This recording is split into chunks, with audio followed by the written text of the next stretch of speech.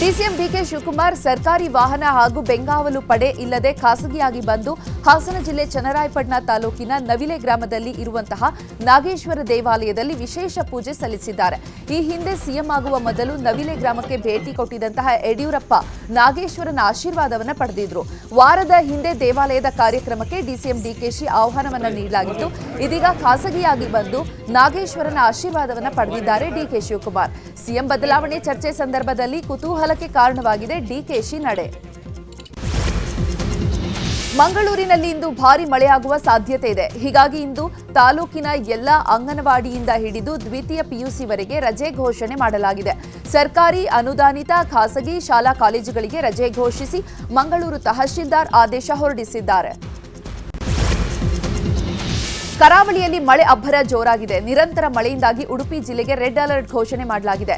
ಹೀಗಾಗಿ ಜಿಲ್ಲೆಯ ಶಾಲೆ ಮತ್ತು ಪದವಿ ಪೂರ್ವ ಕಾಲೇಜುಗಳಿಗೆ ರಜೆ ಘೋಷಣೆ ಮಾಡಲಾಗಿದೆ. ಇವತ್ತು ವ್ಯಾಪಕ ಮಳೆಯಾಗುವ ಸಾಧ್ಯತೆ ಇರುವ ಹಿನ್ನೆಲೆಯಲ್ಲಿ ಅಂಗನವಾಡಿ, ಪ್ರಾಥಮಿಕ ಹಾಗೂ ಪ್ರೌಢ ಮತ್ತು ಪದವಿ ಪೂರ್ವ ಕಾಲೇಜುಗಳಿಗೆ ರಜೆ ನೀಡಲಾಗಿದೆ. ಪದವಿ ತರಗತಿಗಳು ಎಂದಿನಂತೆ ನಡೆಯಲಿದೆ ಅಂತ ಉಡುಪಿ ಜಿಲ್ಲಾಧಿಕಾರಿ ಸ್ವರೂಪ ಟೀಕೆ ಆದೇಶ ಹೊರಡಿಸಿದ್ದಾರೆ. ನಿನ್ನೆ ಬೆಂಗಳೂರಿನ ಕಲಾಸಿಪಾಳ್ಯ ಬಸ್ ಸ್ಟ್ಯಾಂಡ್ನಲ್ಲಿ 6 ಜಿಲೆಟಿನ್ 7 ಡಿಟೋನೇಟರ್ ಸಿಕ್ಕಿವೆ. ಸ್ಫೋಟಕ ಪತ್ತೆ ವಿಚಾರಕ್ಕೆ ಸಂಬಂಧಿಸಿದಂತೆ ಪಶ್ಚಿಮ ವಿಭಾಗದ ಡಿಸಿಪಿ ಗಿರೀಶ್ ಪ್ರತಿಕ್ರಿಯೆ ನೀಡಿದ್ದಾರೆ. ನಿನ್ನೆ ಮಧ್ಯಾಹ್ನ ಸುಮಾರು 1 ಗಂಟೆಗೆ ಶೌಚಾಲಯದ ಹೊರಗಡೆ ಬ್ಯಾಗ್ನಲ್ಲಿ ಜಿಲೆಟಿನ್ ಕಡ್ಡಿ ಸಿಕ್ಕಿದೆ. ಭಯಪಟ್ಟು ವ್ಯಕ್ತಿ ಸ್ಫೋಟಕಗಳನ್ನು ಬಿಟ್ಟು ಹೋಗಿರಬಹುದು. ಈ ಬಗ್ಗೆ ತನಿಖೆ ಮಾಡ್ತೀವಿ ಎಂದಿದ್ದಾರೆ. ರಾಜ್ಯದ ಹಲವೆಡೆ ನಿನ್ನೆ ಲೋಕಾಯುಕ್ತ ಅಧಿಕಾರಿಗಳು ಭರ್ಜರಿ ದಾಳಿ ನಡೆಸಿದ್ದಾರೆ. ಆದಾಯ ಮೀರಿ ಆಸ್ತಿ ಗಳಿಕೆ ಆರೋಪದಲ್ಲಿ ಬೆಂಗಳೂರಿನಲ್ಲಿ ಮೂವರು ಅಧಿಕಾರಿಗಳು 14 ಸ್ಥಳಗಳ ಮೇಲೆ ಲೋಕಾಯುಕ್ತ ಅಧಿಕಾರಿಗಳು ದಾಳಿ ಮಾಡಿ ಪರಿಶೀಲನೆ ನಡೆಸಿದ್ದಾರೆ. ಮತ್ತು ಐಎಎಸ್ ಅಧಿಕಾರಿ ವಾಸಂತಿ ಅಮರ್ ಅವರ ಆರ್ಟಿ ನಗರದ ಮನೆ ಮತ್ತು ಕಚೇರಿ ಮೇಲೆ ದಾಳಿ ಮಾಡಿ ಪರಿಶೀಲನೆ ನಡೆಸಲಾಗುತ್ತಿದೆ. ಸರ್ಕಾರಿ ಜಮೀನನ್ನ ಖಾಸಗಿ ವ್ಯಕ್ತಿಗಳಿಗೆ ಪರಭಾರೆ ಮಾಡಿರುವ ಆರೋಪ ಮತ್ತು ಅಕ್ರಮ ಆಸ್ತಿ ಗಳಿಕೆ ಮೇಲೆ ದಾಳಿ ಮಾಡಿ ಪರಿಶೀಲನೆಯನ್ನು ಮಾಡಲಾಗಿದೆ. ಆರೋಗ್ಯ ಇಲಾಖೆ ಅಧಿಕಾರಿ ಮನೆ ಮತ್ತು ಕಚೇರಿ ಮೇಲೆ ಲೋಕಾಯುಕ್ತ ಪೊಲೀಸ್ ರೇಡ್ ಮಾಡಲಾಗಿದೆ. ಕಲಬುರಗಿಯ ಆರೋಗ್ಯ ಮತ್ತು ಕುಟುಂಬ ಕಲ್ಯಾಣ ಇಲಾಖೆಯಲ್ಲಿ ಎಡಬ್ಲ್ಯೂ ಆಗಿರುವ ಸುನೀಲ್ ಕುಮಾರ್ ಪ್ರಭಾ ಕಚೇರಿ ಹಾಗೂ ಮನೆಯಲ್ಲಿ ಕೋಟ್ಯಾಂತರ ಮೌಲ್ಯದ ಆಸ್ತಿ ಪತ್ತೆಯಾಗಿದೆ.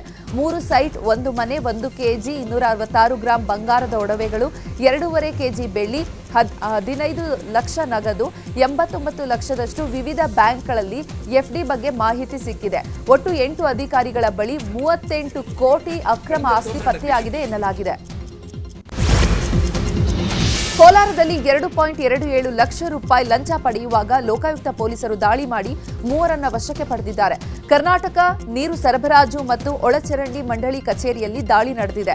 ಕೋಲಾರದ ಕೆಜಿಎಫ್ ತಾಲೂಕಿನ ಬೇತಮಂಗಲ ಗ್ರಾಮದಲ್ಲಿ ಎಡಬ್ಲ್ಯೂ ಶಿವಕುಮಾರ್ ಹಾಗೂ ಇಂಜಿನಿಯರ್ ರಶ್ಮಿ, ಗುತ್ತಿಗೆ ನೌಕರ ರಾಮಚಂದ್ರಗೌಡ ಲೋಕಾಯುಕ್ತ ಬಲೆಗೆ ಬಿದ್ದಿದ್ದಾರೆ.